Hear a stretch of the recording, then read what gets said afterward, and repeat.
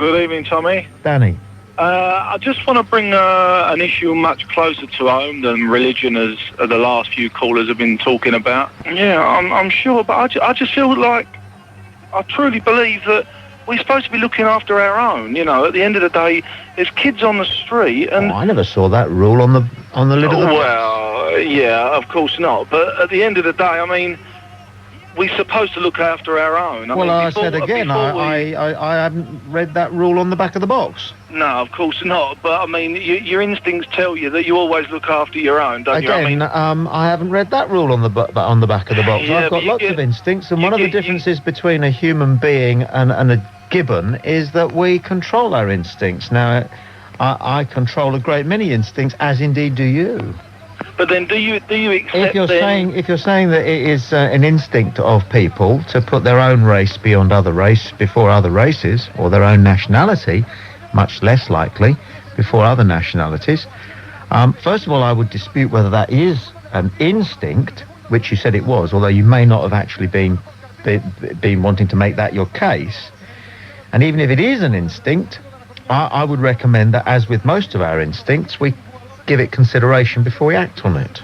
Of course, but then don't you believe that between letting in more, and don't get me wrong, I'm sure that they've got every reason that they need to be in this country. We will get you wrong. Because of war and everything else, and they're trying to flee their own countries.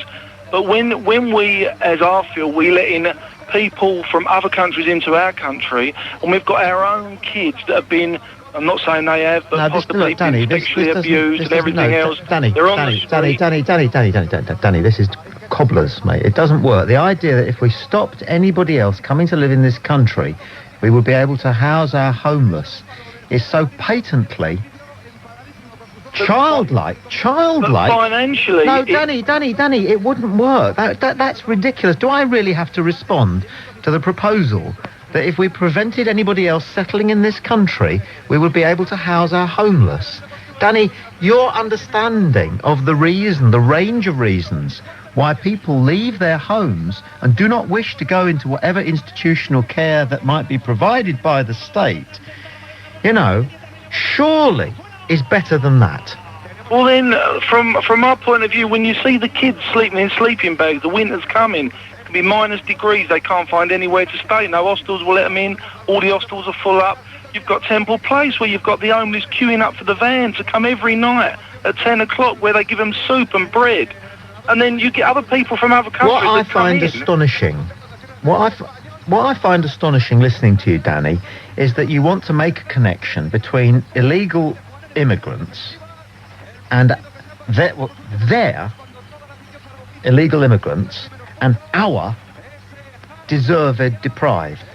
No, not illegal immigrants. I'm talking not just illegal immigrants, although those three did try and get illegally. Foreign people. People that are trying to come into the country legally go straight, not necessarily so they go straight, but they need some form of welfare to keep their head above water, which means that the taxpayer in this country help pay those people to have a better life.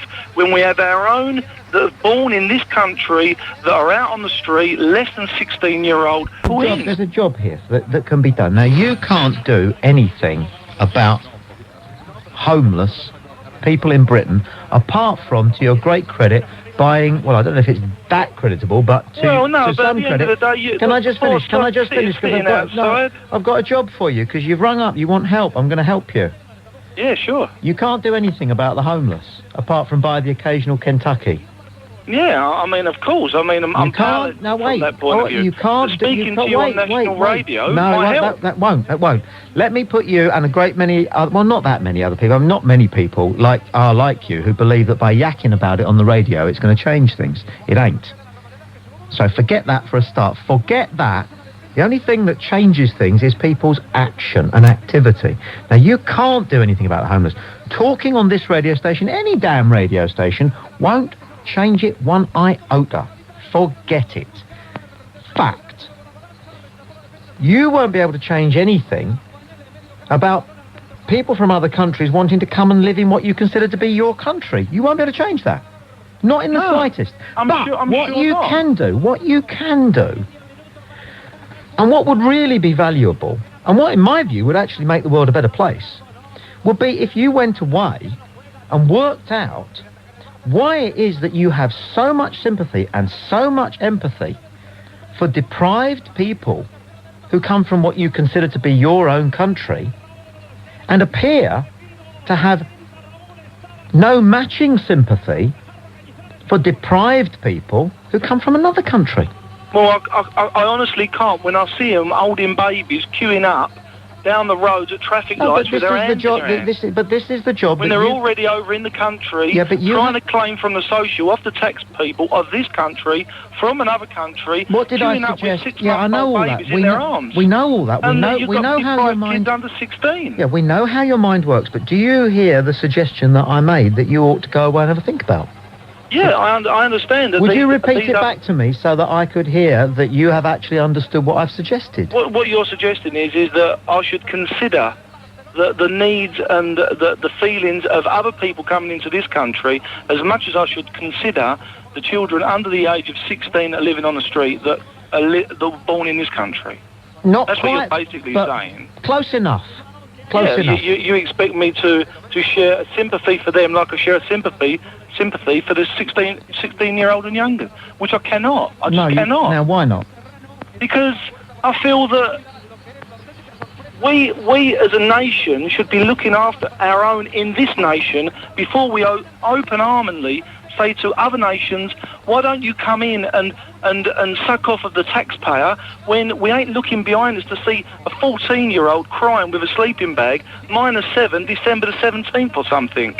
It's just not, it's not right, it's wrong. What happens in Yugoslavia, Romania, Albania, they're countries that have to deal with their own problems. We have enough of our own, so have to bring them into our own country. Nice talking to you, Danny. I honestly believe that. What's your profession, just as a matter of interest? I'm a black cab driver.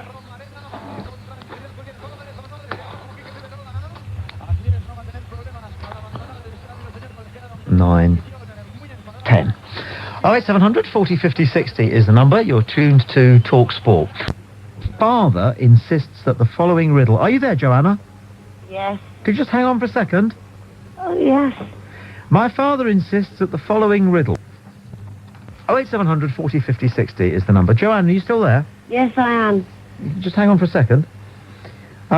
Joke about what's the difference between light and hard, which I can't tell on the radio. And Trevor in Manchester emails, could you help me with a small... Joanna, you all right? Okay. Pardon? Joanna? Yes? You okay there? Yeah, I'm on my mobile, you know. I just want to ask, like, the man who thinks he knows it all, a question. Well, you have to wait. Yeah, I don't mind waiting, it's no problem. Good. I was speaking to my fiancé there, sorry. Oh, you're engaged? Yes, I am. What, and he's round there on a Saturday night? Who? Your fiancé? Yes.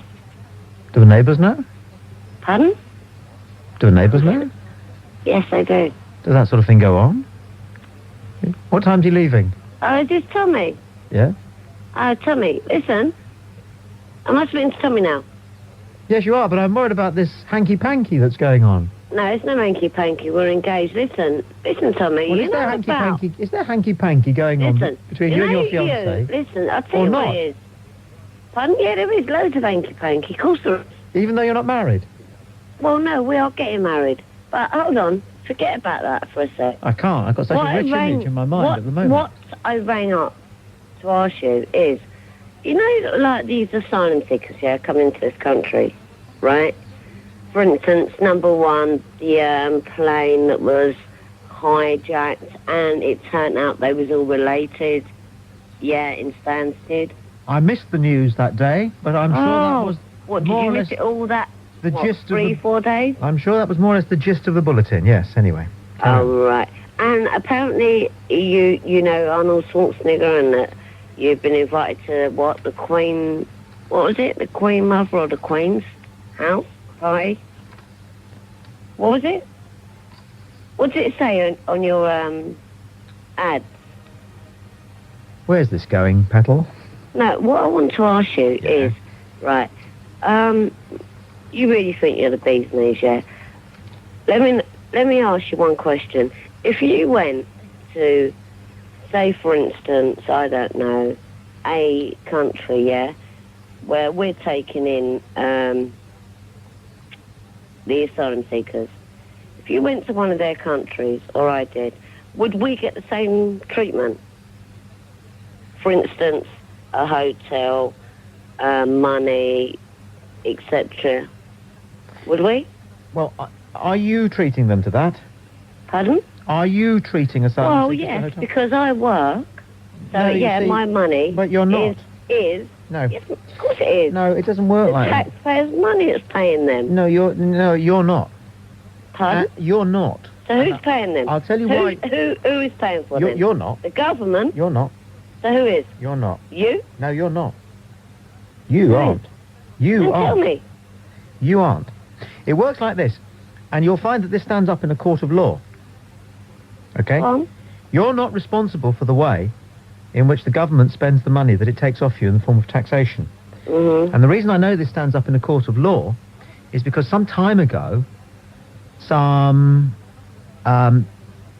protesters against nuclear weapons... Please don't spread it out, Tommy, because I know you do that. You do carry out your conversation for ages. Well, that's because I'm... Just cut a long story short, yeah. Yeah, well, what I'm saying is that it's a dreadful arrogance on your part to think that you're paying for the accommodation of people who flee to this country. Because two things. One, you're not in law, and two, I don't think you would if you were given the choice. Well, excuse me, what about people like one of your previous callers says about people that are homeless? And also, what about children that are really in desperate need of our help, yeah? What happens? Where's all the money going? You know, like when we have... You're confused, and I can't help you. I mean, I'm not confused. Yes, you are. Well, you're asking so many questions. You're on about I pay my taxes, so how am I confused? You pay your taxes, so how are you confused? I pay my taxes, ergo I am confused. It's lovely catching some insight into the way it works as far as you're concerned, Joanna. Thank you for your call. 08700 40 50 60. Trevor's emailed with this matter of the heart.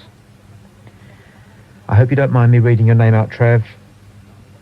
I've already said your name if that is your real name, but I will read your email out on there anyway. Can you help me with a small affair, a small matter, to do with the affair of the heart? I have been in love with a friend for roughly a year now. She knows that I am fond of her, but has no idea of the depth of my true feelings. She hasn't yet told me where I stand and how she feels about me. I don't know whether to confront her with my feelings or leave it alone. She is aged 16 and I am 20. I am truly in love with her and don't want to risk the friendship because of the age difference. What would you do? What would you do? There's that wonderful moment, the only decent moment in 4 Weddings and a Funeral, when the Hugh what's-his-name character says to the Woodbine chain-smoking woman who went on to be in An English Patient, about what do you do if you love somebody, when do you tell them? And she says, I know what this is like, Charlie, because I've been in love with you for the last 10 years. And thought I wouldn't tell you because... And he sort of goes, oh my God. And every single man who's ever seen that film has shouted out to the Hugh Grant character, marry her! Kirsty Scott thingy. Marry her! Because any woman who is prepared to keep that a secret and not offload it on a bloke at the earliest possible opportunity, like that car ad there is where she's going around about, you know, trying to make the bloke admit that he's in love with her, you know, that nightmare thing. So I suppose what I'm struggling to say, Trevor, is hold on to the truth of your feelings. They will only mature until you are quite certain that the time is right for you to trade on feelings with your friend who you wish to become your girlfriend. What do you say? 08700 40 50 60 is the number. Pat in Glasgow, anything that you have to do is something that you're physically forced to do. Otherwise, everything that we do is a matter of our own choice, isn't it? Yeah. Whether or not we're cognizant of the consequences. I mean, you don't have to pay your tax. Don't I? No. I'll think somebody comes along and stops it for me. Yeah, there would be a process. Hmm. But none of us have to do anything. We don't have to think the thoughts we think. Say the words we say. Go to work the following day. Yeah. Go to bed tonight. You don't have to go to bed tonight, but I bet you will. I'll bet I will as well. Yeah. Well, most of us do things because it's, quite frankly, easier to follow the routine and the charted course than to sit down and decide as independent individuals what we're going to do on a minute-by-minute basis. Yeah. What I'd like to learn to do is to turn my brain off for a couple of minutes one day. Oh, it's on, is it? Nice one, mate. You won't wind me up. Good night, Tom. Nice talking to you. Yeah, what do you mean we're not getting worse today? Just Don't that. you think? No, I haven't got time to tell you. And it would take, it would use too many concepts that would be fresh, and we'd be going round the houses and round the houses. Yeah, but take it from me. Take it from me. Knockout punch, all right? Don't you think we're getting more aggressive? I just explained that. No. Right. Okay. Well, we beg to differ then. No. Yeah, we do. No, we don't. You've got your idea about it, and I've got mine. No, but I'm cleverer than you. Well, I wouldn't like to say that one way. No, you know that's true. It's not really about. No, I wouldn't say that. It is. No. Yeah, it's an intellectual judgment, and I'm more intellectual than you are. Well, that's your intellectual judgment on me. Yeah, it is. I'm pretty cool about it. I'm not going to give it back to you. I mean, are you seriously saying that you think you're my intellectual equal? Yeah.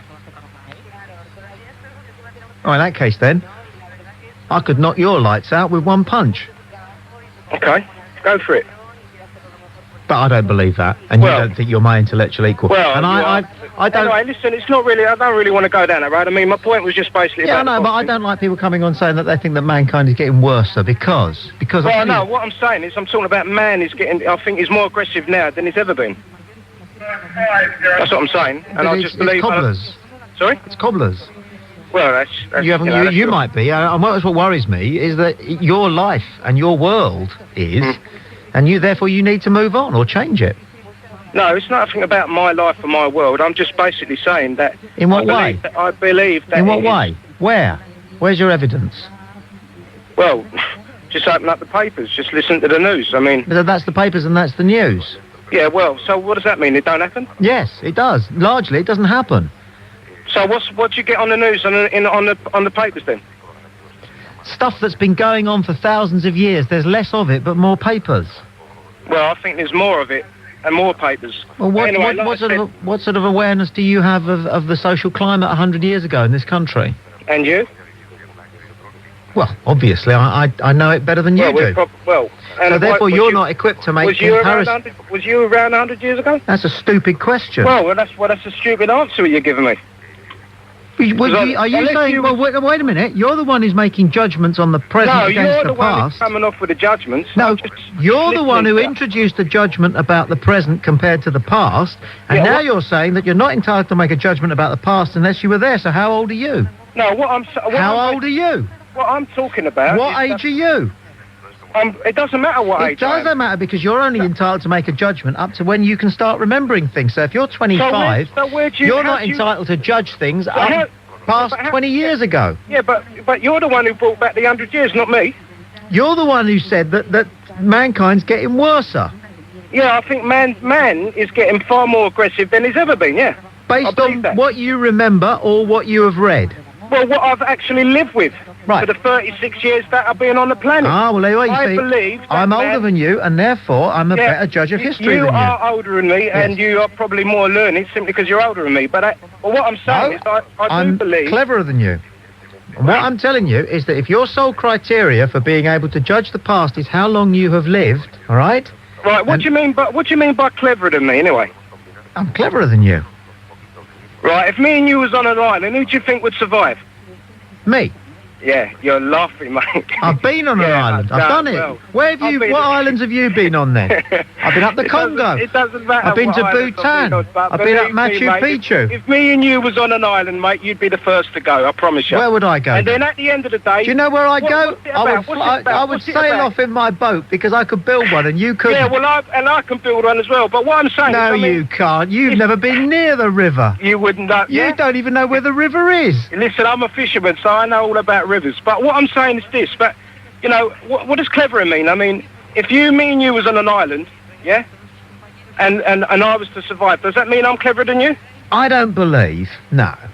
What does it mean then? Because at the end of the day, if you want to go back into the history books and about man and this and that, everything else, the scientists would turn around and say, whatever animal lived there the longest is the cleverest. No, they wouldn't. And me and you on an island, mate, you'd be the first to go. That's not true. So then, coming back to your cleverness, then I'm more clever than you. Because I'm a survivor. You haven't said anything that's worth hearing for the last 10 minutes. No, I don't know about that. You're still going on. I'm certain of that. No, you was going to put the phone down 5 minutes ago. I'm not putting the phone down 5 minutes ago. You was going to. Why was I going to do that then? Well, you was going to. Why was I going to do that then? Well, I can't answer what's in your head. I mean, that's what you was going to do. But what makes you think that?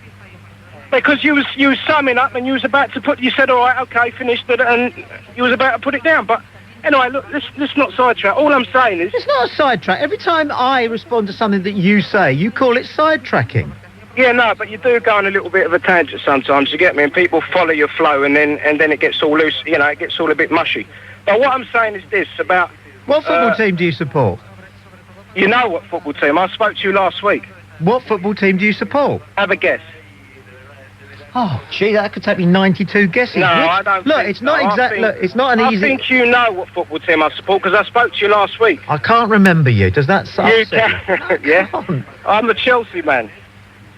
I was the one who spoke last week and started all that commotion about the race thing and all the rest of it. No, I don't remember that either. Was that me? Well, Are you sure that was me? It was definitely you, mate. You put the phone down on me. 1 o'clock, just as you was going off an hour.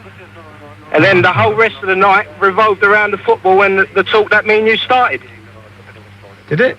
Yes, it did, yeah. Now, you see, again, you're spouting rubbish, because the man who would have been affected by that, I'm sharing eye contact with at the moment, the one and only Chris Ashley, and he's going, no. Well, I'm not really I think you rang another radio station. No, I've got you printed in my phone, mate. You're the only radio station I ring. I'm not worried about Mr. Ashley, what he thinks. I know I rang you last. Is that sad or what, having a radio station with the only number you got printed in your phone, eh? Shouldn't it be Abigail, Rebecca, you know? I mean, he's 37. He's a cab driver. You're a cab driver, aren't you? Yeah. Yeah. 08700 40 50 60. You know that thing some people, they used to say during the war, you know, if the bullet's got your name written on it. But that bullet surely shouldn't be one that's in the chamber of your own gun. I'm Tommy Boyd, you're tuned to Talksport. Switch digital. London's newest fan. Not far off. Quite, yes. Yeah. How old would you be now? I'm 33. You're 33 and you lived in Lantry-Sun all your life? Yeah. How many refugees do you get typically, let's say over a period of, say, a year, coming to live in Lantry-Sun? Wouldn't know, to be honest. Does it strike you as many as you walk down the high street? Has it got to be just my hometown? Well, that's where, it seems to me, you probably form the bulk of your opinions. No. Not necessarily. You can see... Where do you work? In Lantry-Sun.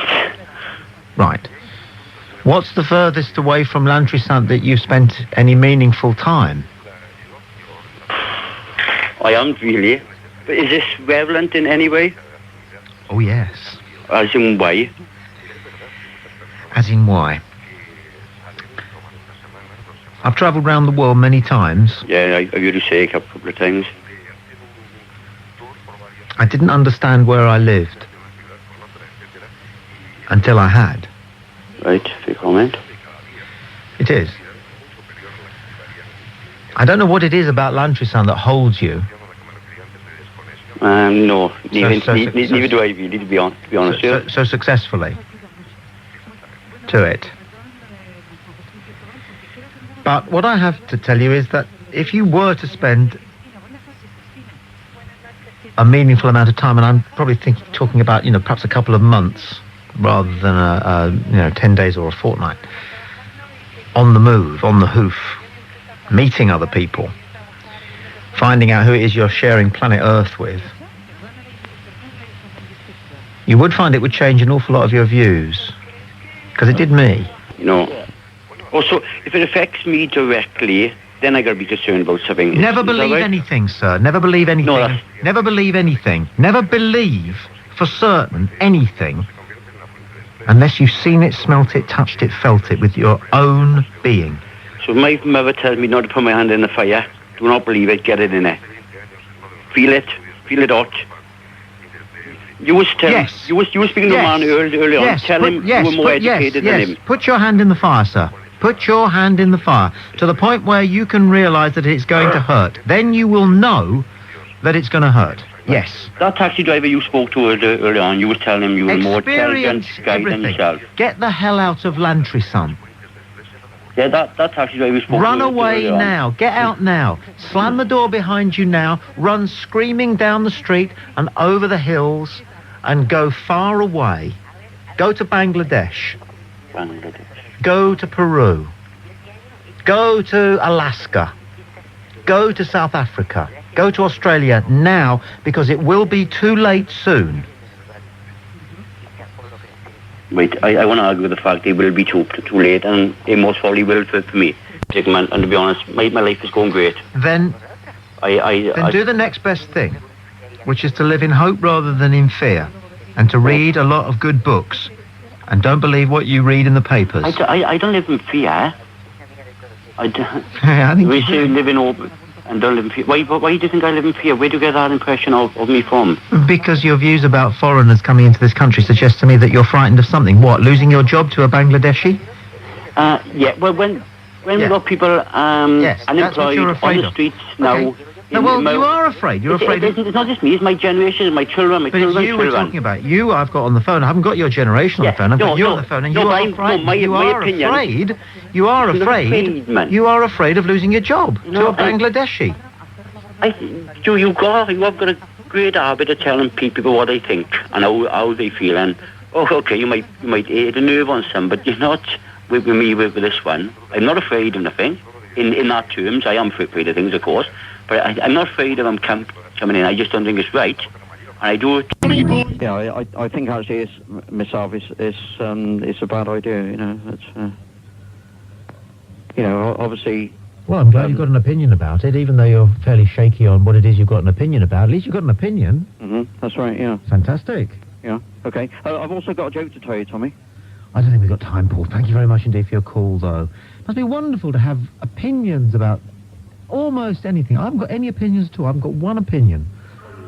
I recommend it too. Lose your opinions. It's much better than having a clear out of your wardrobe. Although having a clear out of your wardrobe is a good thing. Some of the stuff that you keep, which you'll never wear again, only reminds you of what a poor taste you had a few years ago. Keeps me occupied rather than not. Okay. Take a plane. You can afford to do that, can't you? Been there. Been there? Been there, done it, got the T-shirt and the video. Well, I hadn't finished, had I? No. Okay. Take a plane to a place called Addis Ababa. Yes. Have you done that? Not yet. Are you going to? Well, it really depends what is at the end of the trip. Well, in that case, you won't be taking my advice then, will you? You never know. Well, there's no point in ringing somebody up and asking them for their advice if you're not going to take it. Well, if you give me the advice, then surely when somebody asks advice and they're then given the advice, they then make the decision as to whether they'll take it or not. No, you've got to promise that you'll take the advice. Well, I mean, I could promise, and you wouldn't know whether I ever did it or not. Well, that would be your problem, not mine, because you turn out to be rather weak and a liar. Okay, well, I'm neither. Well, in that case, then, promise me that you'll take the advice. All right, I promise you I'll take the advice. Okay. Can you spare £30,000? Yes. Okay. Take a plane to Addis Ababa. Yeah. When you get to Addis Ababa, either take a small aircraft, or better still, hire yourself a jeep or a truck and travel north. Yeah. About 400 or 500 miles. Yeah. Into the part of Ethiopia which is not only ravaged by famine. Yeah. And unbelievable poverty. Yeah. But has also been the battleground of a civil war for about the last 20 years. Years, yeah. Okay? But where there are still decent, wonderful, needy people trying to make some kind of a living for their families. Yeah. They need water more than anything else. Yeah. The cost of a well, which will keep their village and their farms in water until planet Earth explodes, is just £30,000. Yeah. But you'll have to get the expertise and the parts. You'll have to tend some of the people in the village who are sick and confused, and only you will know how to look after them. Only you. Yeah. You'll have to learn to wipe babies' bottoms. You'll have to learn how to teach 12-year-old Ethiopian children the alphabet, because they'll want to know from you. Whilst your well is being built, which will take about 6 weeks. And then, when the well is built and the water starts to come up, you'll want to stay there because you'll already be helping in the fields. Yeah. And you'll want to stay until the first crop is harvested. Because that will have been your achievement. You'll have done that. And then I shall be very surprised if you decide to come back and live in Livingston and mope, and don't stay there by moving on to the next village and seeing whether you can do the same thing, either by spending more of your own hard-earned money, Ill-gotten gain, or by raising money some other means, or helping them to raise money some other means, or finding a better way using your wit and your Scottish engineering, it's in the genes, genius, to find a better way of building wells. And how, Mr. Boyd, do I prove that I've taken your advice? To you. It's only important to you that you do. And to you, because it's obviously something that is very near to your heart as well. There are a great many things near to my heart. I couldn't give you them all. That's just a good one. Then I shall take your advice. Good luck. And you. Bye-bye. 08700 40 50 60. You're tuned to Talksport. Just a quick note to all those there who are feeling sick at the thought of going to work tomorrow. Be thankful you have work to go to. There are some people who feel sick about not being able to go to work tomorrow. Think about that when you're thinking about your own plight. Well, that doesn't work, disabled. People don't do it like that. People do not say to themselves, thank goodness I've got both my arms and legs. They don't do it very often. Just as you, disabled person, don't think to yourself, thank goodness I can type an email. You didn't think that, did you? All you thought was, I can't, whatever it is you can't do. That's the way the human mind works. We just think about all the things that we can't do and all our deprivations and all the miseries of our existence. 08700 40 50 60. We're taking calls live, unscreened and at random. That man lost a child. Nobody, except those who have lost a child, have any idea what that is like. All you can do is care for that person when you're talking to that person, whatever. However you might want to say, I don't think your thinking is right. Whilst their mind is flooded, and believe me, I imagine, I've seen it close enough to, but not yet, thank God, I'm touching as much wood as I can. Not an experience I've had, but I've seen it close to. When their mind is flooded with that thought and all that emotion and all that grief and horrible pain, frankly, they're entitled to say what they feel like if it helps them and it doesn't hurt you. It didn't hurt you, didn't hurt me. Okay. If I was a girl, there's no way I'd be interested in men. I didn't like Tarantino, and I didn't like John Travolta until Tarantino got hold of him. What was the... But I think you should try everything once, as long as it doesn't hurt anybody. And I think I'll probably tell her when we're both about 80. And, it doesn't matter anymore. Do you get sort of lots of... I think both of you probably get lots of women after you. Not enough. You know what women are like, or people like, you see on the radio or the telly, and then you get loads more. Quite nice. No, I went out... I got talking to this girl in a wine bar years ago, and I was doing this really quite high-profile Saturday morning show, and we're chatting away, and I was thinking to myself, well, this is going very well. She was there with a couple of friends, and I was there with a mate, and I just was talking just to her for about an hour, and it got around to 11:15, and so I just said, because I assumed that this relationship was going so well, it was going somewhere. So I said to her, look, I only live round the corner, would you like to come back for coffee or something? And she looked at me, and she said, oh no, she said, I'm not going to go back with you tonight. My friends would think I was pathetic. Oh. That's what she said. That's horrible. I know, she was a grand type. She was a good woman. Oh. Never. Well, it's this thing, isn't it, about women going out with men and vice versa, just because they've got some kind of vague status. Whether not that I think that presenting a Saturday morning programme has any great status, but anyway. No, but they do. You just have to be in a commercial. Well, luckily there are enough shallow women to have kept me going during that period. But no, I don't think any man can have enough admirers. No man. I mean, Ash. Yeah. Do you have many women admirers? I can't stop it. Oh.